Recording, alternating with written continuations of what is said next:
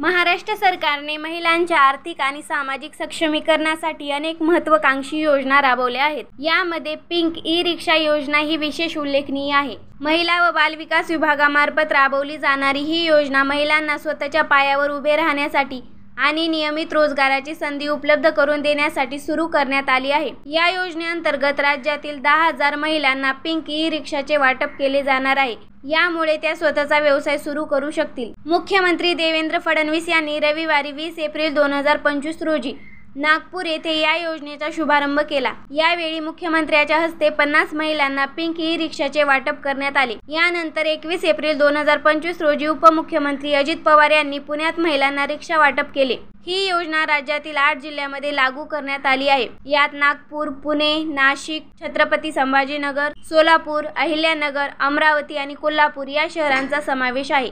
या योजनेचा शुभारंभ करताना मुख्यमंत्री देवेंद्र फडणवीस यांनी रविवारी नागपूरमध्ये पहिल्या टप्प्यात 50 महिलांना पिंक रिक्षाचे वाटप केले। नागपूरमध्ये 2000 रिक्षांचे उद्दिष्ट ठेवण्यात आले आहे। यानंतर सोमवारी पुण्यात उपमुख्यमंत्री अजित पवार यांच्या हस्ते पिंक रिक्षाचे वाटप करण्यात आले आहे। पुण्यात 4000 पिंक रिक्षाचे उद्दिष्ट ठेवण्यात आले असून पहिल्या टप्प्यात 60 महिलांना रिक्षाचे वाटप केले आहे। याशिवाय नाशिक, सोलापूर, छत्रपती संभाजीनगर आणि इतर ठिकाणी देखील रिक्षा वाटप प्रक्रिया सुरू करण्यात आली आहे। पिंक ई-रिक्षा योजना ही महिलांना आर्थिक स्वातंत्र्य आणि सुरक्षित रोजगाराची संधी देण्यासाठी डिझाईन केलेली आहे। या योजनेची प्रमुख उद्दिष्टे महिलांसाठी स्वयंरोजगार निर्मिती करणे आहे। महिलांना पिंक ई-रिक्षा चालवून स्वतःचा व्यवसाय सुरू करण्याची संधी मिळणार आहे। याशिवाय आर्थिकदृष्ट्या मागास महिलांना या योजनेच्या माध्यमातून स्वावलंबी बनवण्याचे उद्दिष्ट ठेवण्यात आले आहे।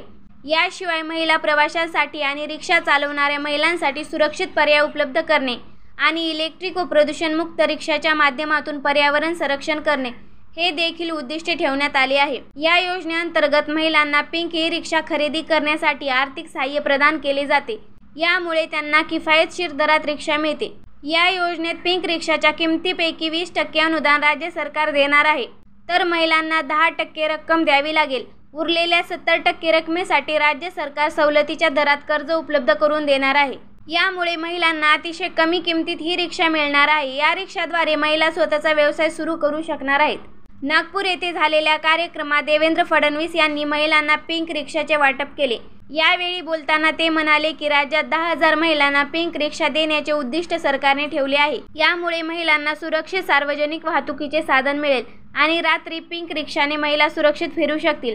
लाडकी बहीण योजनेप्रमाणेच पिंक ई-रिक्षा योजना आहे आणि महिलांना स्वतःच्या पायावर उभं राहता यावं हा या योजनेमागचा उद्देश आहे। आशा करते की हा व्हिडिओ तुम्हाला नक्की आवडला असेल। व्हिडिओ जर का आवडला असेल तर चॅनलला लाईक करा, शेअर करा, सबस्क्राईब करा।